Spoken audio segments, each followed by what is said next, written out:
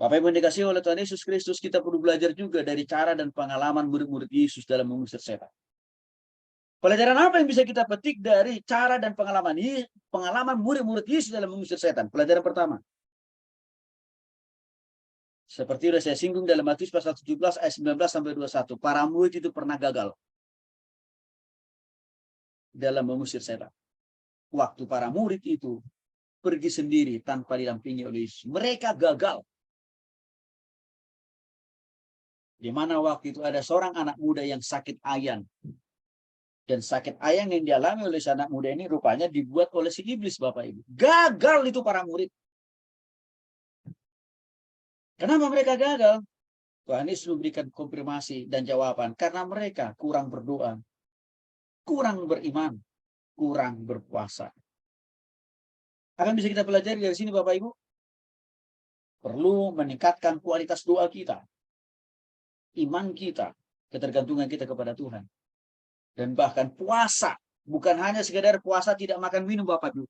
Puasa tidak merancang, tidak menyimpan dosa di hati, di pikiran, perasaan. Puasa artinya jangan menyimpan, merancang, melakukan dosa, Bapak Ibu.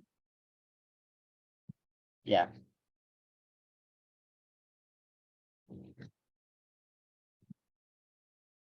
Pengalaman yang kedua, perlu kita belajar juga dari murid Tuhan Yesus. Di dalam Lukas pasal 10 ayat 17 sampai dengan 20. Di mana para murid mencoba lagi menghardik, menengking maksudnya Bapak Ibu ya, setan-setan. Dan mereka berhasil Bapak Ibu. Apa yang menjadi kunci keberhasilan murid-murid Yesus? Dalam Lukas pasal 10 ayat 17 sampai dengan 20 itu Bapak Ibu. Karena mereka didorong oleh motivasi dan tujuan. Untuk apa? Memberitakan Injil. Untuk membebaskan dan melepaskan orang dari keterikatan dari iblis. Mereka tidak punya motivasi mencuri kemuliaan Tuhan, mencari popularitas. Bukan Bapak Ibu. Tapi meninggikan nama Tuhan, mengagungkan nama Tuhan. Artinya, pelajaran yang penting dan berharga perlu kita ambil dari sini adalah supaya Tuhan bisa maksimal memakai Bapak, Ibu, dan saya. Motivasi kita harus tegak lurus dengan Tuhan dalam melakukan pelayanan itu. Hati dan pikiran kita hanya tertuju kepada Tuhan, jangan mencuri kemuliaan Tuhan.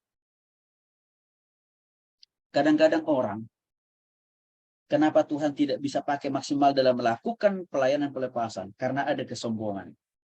Karena masih ada dosa yang melekat di hati, di pikiran, perasaannya. Karena masih ada kepahitan yang dia simpan. Bahkan ada motivasi apa? Kalau saya berhasil melepaskan orang ini dari kerasukan setan, maka saya akan hebat dan luar biasa dan dicari banyak orang. Akhirnya apa? Tuhan tidak berkenan Bapak Ibu. Ini harus clear dan clean. Tidak boleh ada di hati dan pikiran kita. Kalau kita mau dipakai betul. Saya pernah menemukan orang yang seperti itu hamba Tuhan juga Bapak Ibu. Saya pernah. Ya. Sampai keluarga yang kerasukan setan ini bilang begini, Pak Tony, sebenarnya sudah kami undang hamba Tuhan dari tadi pagi sampai jam ini untuk melayani. Tapi nggak sembuh-sembuh, Pak, saudara kami ini.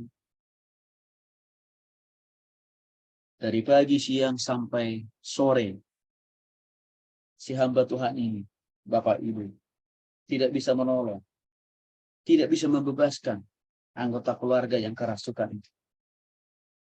Sehingga si hamba Tuhan ini pun harus pulang.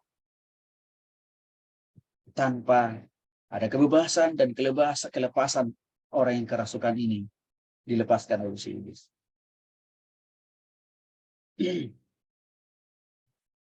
Maka Bapak Ibu yang dikasih oleh Tuhan Yesus Kristus, waktu saya dengar informasi itu di hati saya, langsung muncul. Pasti ada sesuatu hal yang kurang berkenan di hati Tuhan. Tersimpan di dalam hati dan pikiran teman saya si hamba Tuhan. Maka Bapak Ibu, karena saya juga tidak mau ya menyimpan sesuatu hal yang tidak berkenan di hati dan pikiran Tuhan di dalam diri saya, Maka sebelum saya melayani orang yang kerasukan itu, saya bereskan dulu hati dan pikiran saya di hadapan Tuhan. Dan saya mohon Tuhan kuduskan, sucikan hati dan pikiran saya. Dan saya mohon kepada Tuhan supaya Tuhan jaga hati dan pikiran saya, tidak ada motif lain. Saya hanya menjadi alat Tuhan saja. Hanya itu saja saya minta sama Tuhan. Dan Tuhan pun berkenan. Akhirnya orang itu kita layani dengan anugerah dan pertolongan Tuhan. Lagi-lagi orang itu pun sadar, lepas dari kerasukan. Lepas.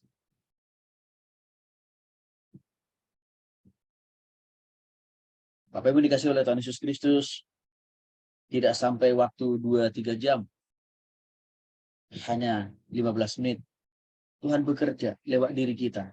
Kalau motivasi kita melayani Tuhan lurus. Tuhan bisa maksimal memakai kita, Bapak Ibu. Ada contoh lain yang juga kita perlu belajar, kisah anak-anak Skewa di dalam Kisah Para Rasul 19 ayat 13 sampai dengan 16. Bapak Ibu nanti bisa baca sendiri.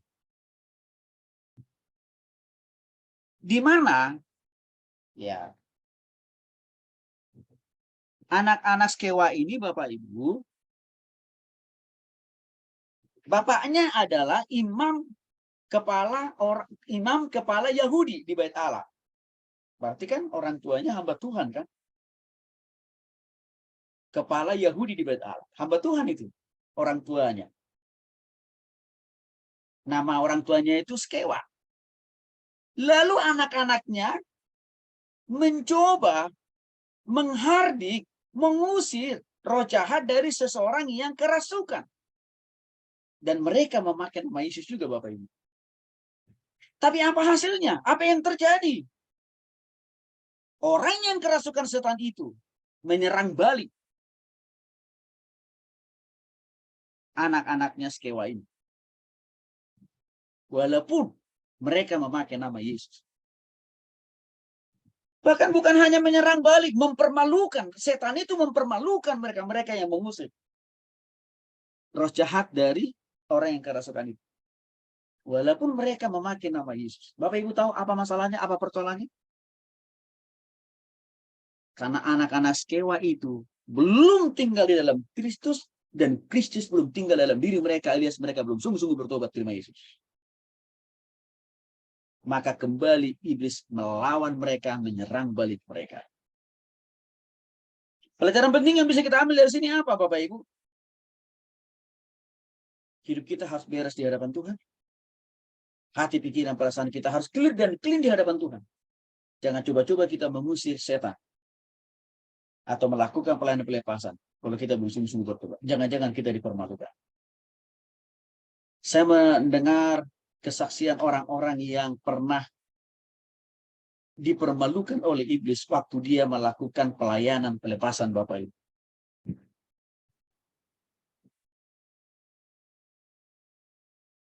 Beberapa di antara mereka berkata kalau saya ingin, Pak Tony, saya kemarin mengusir setan, Pak. Bagus, saya bilang. Tapi Pak, setannya nggak pergi, Pak. Loh, kok bisa? Saya bilang, iya, Pak. Bahkan nyerang saya balik. Cara nyerangnya gimana? Dia sebutin, Pak, dosa-dosa yang pernah saya lakukan. Bayangin, Bapak Ibu. Oh gitu? Iya, Pak. Saya jadi malu, Pak. Saya bilang, kenapa Anda mengalami seperti itu? Karena Anda tidak membereskan dulu hidup Anda di hadapan Tuhan, hati dan pikiran Anda. Anda menganggap dengan pakai tengking-tengking dalam nama Yesus, sudah otomatis. Simbolis itu langsung.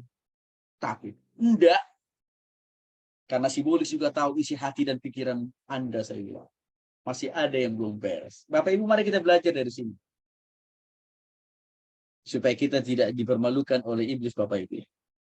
Sikap ketiga yang Tuhan Yesus lakukan di dalam pengusiran roh jahat atau melepaskan orang dari kerasukan, berangkat dari Markus tadi, khusus ayat 13, Bapak Ibu.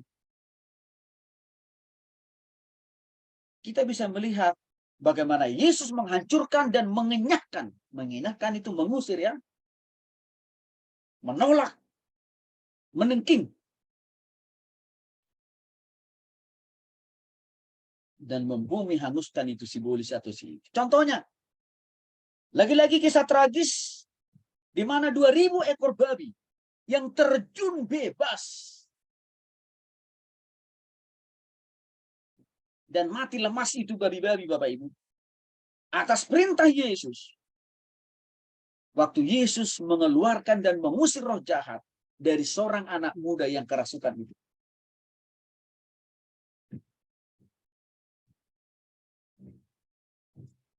Pengusiran Yesus, penghancuran Yesus terhadap iblis lewat babi-babi itu adalah bukti nyata bahwa iblis begitu takut dan gentar terhadap Yesus. Bapak Ibu, waktu itu kan sebelum Yesus mengusir iblis itu kan sempat juga iblis itu katakan begini, Yesus anak Allah. Itu artinya apa? Iblis itu tahu loh, kuasa Yesus itu lebih besar daripada dia. Jangan engkau musnahkan kami, tapi usirlah kami ke babi-babi itu, kan gitu. Bapak Ibu yang dikasih oleh Tuhan Yesus Kristus, simbolis itu berpikir kalau mereka dipindahkan ke babi-babi itu, mereka masih aman, sentosa dan damai, sejahtera. No. Karena terbukti akhirnya babi-babi itu pun juga terjun bebas ke jurang yang amat sangat dalam. Yang sekaligus artinya apa? Iblis dihancurkan juga. Jadi bukan hanya dipindahkan ke babi, Bapak Ibu. Jangan sampai salah ya. Karena ada juga orang punya pemahaman begini. Iblis itu tidak dienyahkan, tidak dihancurkan Yesus. Hanya dipindahkan ke babi-babi. Enggak, dihancurkan kok. Karena terbukti babi-babi itu kan loncat indah semua ke jurang. Mati kan babi-babi itu. Bapak Ibu dikasih oleh Tuhan Yesus Kristus, bisa kita melihat begini. Bagi Yesus, bagi Tuhan, harga satu orang jiwa lebih mahal daripada 1 kilo babi. Menyelamatkan satu orang jiwa manusia lebih mahal harganya daripada harga 1 ekor babi, Bapak Ibu. Ini memberikan sebuah pemaknaan buat kita. Betapa mahalnya manusia di hadapan Yesus. Saking begitu mahalnya, tidak ada ciptaan yang lain yang lebih mahal dibanding daripada Yesus. Ini menunjukkan bahwa Yesus itu sangat begitu mencintai, mengasihi kita manusia. Maka untuk itu Bapak Ibu yang dikasih oleh Tuhan Yesus Kristus, maka kita juga punya motivasi dan punya sikap yang sama seperti Yesus, melihat bahwa jiwa lebih mahal daripada hal-hal yang lain di dunia ini. Bapak Ibu yang dikasih oleh Tuhan Yesus Kristus, ya, ini menjadi perhatian penting buat kita. Yesus tidak mengizinkan roh-roh jahat itu keluar dan mengembara dimanapun, termasuk di daerah-daerah lain. Tapi Yesus menghancurkannya, melenyapkannya, mengenyahkannya lewat babi-babi itu, Bapak Ibu. Kejadian pasal 3:15, Yesus menubuatkan bahwa Yesus, Kejadian pasal 3:15 menubuatkan bahwa Yesus akan menghancurkan kepala si ular di kayu salib. Ketika ia mati, dia sudah menggenapi nubuat ini. Maut telah dikalahkan, iblis telah dihancurkan. Kematian Yesus di kayu salib, Bapak Ibu, itu memiliki makna. Di kuasa si iblis atau simbolis itu sudah dipatahkan dan dihancurkan. Kebangkitan Kristus memberi makna.